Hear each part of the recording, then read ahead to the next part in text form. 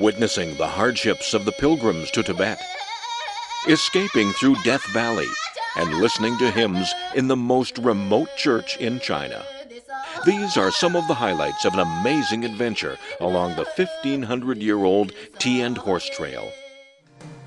Travelog takes you on a legendary and perilous journey, joining a modern-day caravan as it winds its way among the rugged mountains from Yunnan to Tibet.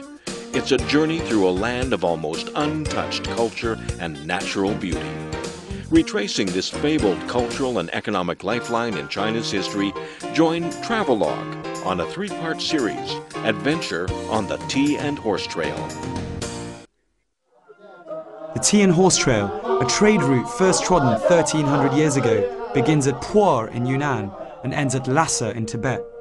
Over the centuries, tea, horses and many other goods have made their way onto neighbouring countries. The trail winds its way among some of the highest mountains in the country, where landslides and heavy snow are just some of the constant dangers. There are few other routes for cultural and economic exchange as perilous as this one. Hi, welcome to Travelog Special in cooperation with Trends Traveller. I'm Mark, and over the next 10 days we're going to take you on what is arguably one of the most notoriously high, adventurous and perilous journeys known to man, namely the Chama Gudao. This is the Tea and Horse Trail, which was established over 1,000 years ago. I'm here in Shuhe, which is our first stop, and we're going to go from Lijiang all the way up through to Tibet. I can promise you that on this trip you're going to have adventure, mystery and hopefully a hell of a lot more. See you later. Our exploration of the Tea and Horse Trail begins with the Qinglong Bridge, the symbol of Shuhe. Built 600 years ago, it's the oldest bridge in the whole region. It's also a fine place just to sit and watch the world go by. Shuhe is a peaceful place where time doesn't just stand still, it actually seems to be flowing slowly backwards. A crystal clear waterway zigzags across it and disappears among a cluster of ancient buildings. When you see how beautifully preserved the place is, it's hardly any wonder that Shuhe has been included by UNESCO on its World Heritage List. The leisurely pace of life creates a unique sense this is somewhere that time forgot. This part of Yunnan is home to the Nasi people. One of the many interesting things about the Nasi is their women, who are known to be hardworking and resilient. As the 6th stop on the Tea and Horse Trail, the men of Shuhe would often be away on the trail, which we can still see today. Let's check out this cool shop. Wow. Now how old is that? That actually looks like something that the Chama Gudao might have had and put their tea in or something. So maybe this shop has got more stuff. Let's have a look, let's have a look.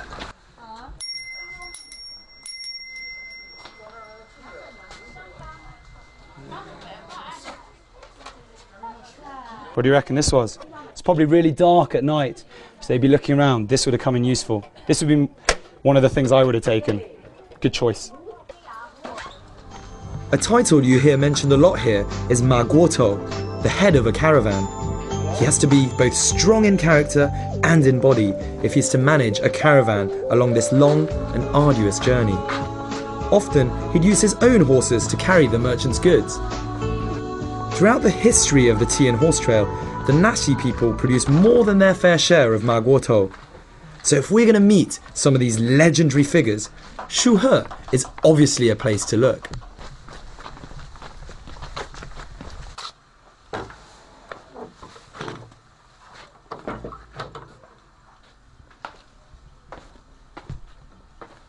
These walls really look very, very worn out. It's quite something.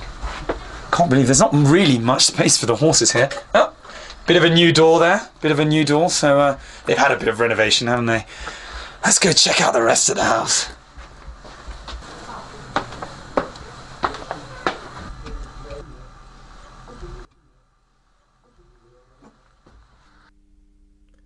It was quite surreal waking up in the beautiful surroundings of this peaceful, ancient town.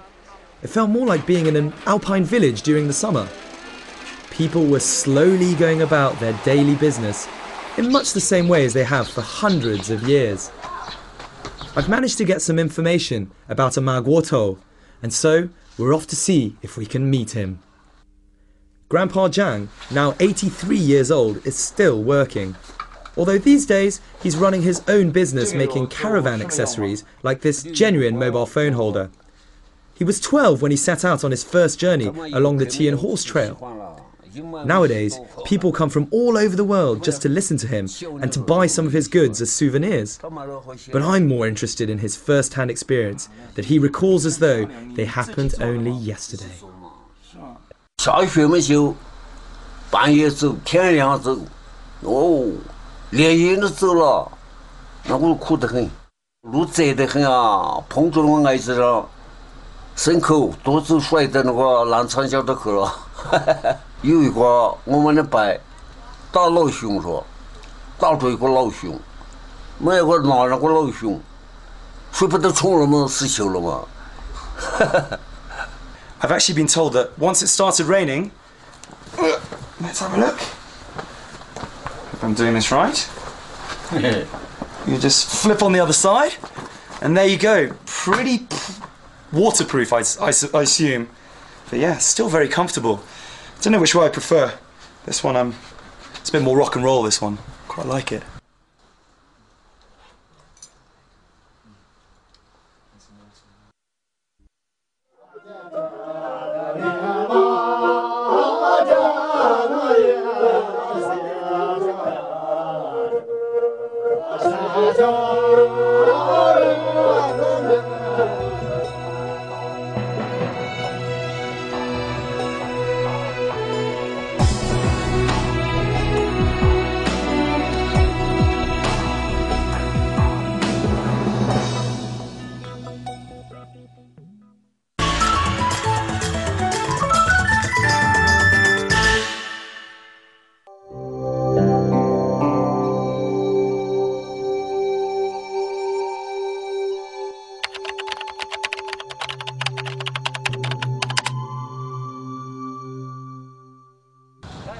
"6:30 in the morning. This is our first day and there's a high level of excitement to match the high altitude. The people from Trends Traveller are checking every last detail. The food, the cars, the oxygen. That's no surprise with a convoy of 21 cars and 83 people to look after. For most of us, this is the trip of a lifetime, whether we come for the culture, the scenery, or even romance."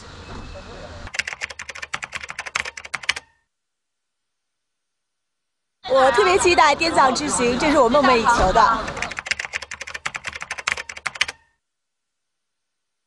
了解一些古老的，就是马帮文化吧，走一下这个茶马之道。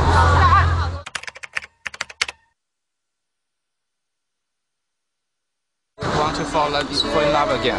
Oh. Fall in love again. 我叫马克。哎，你好，我叫李弘一。 我是这一次茶马古道的领队，李弘一 ，Mark Edwards。最大的挑战，我觉得是这种非常颠簸的和未知的路况，还有漫长的行程，对于所有的队员是一个很大的考验。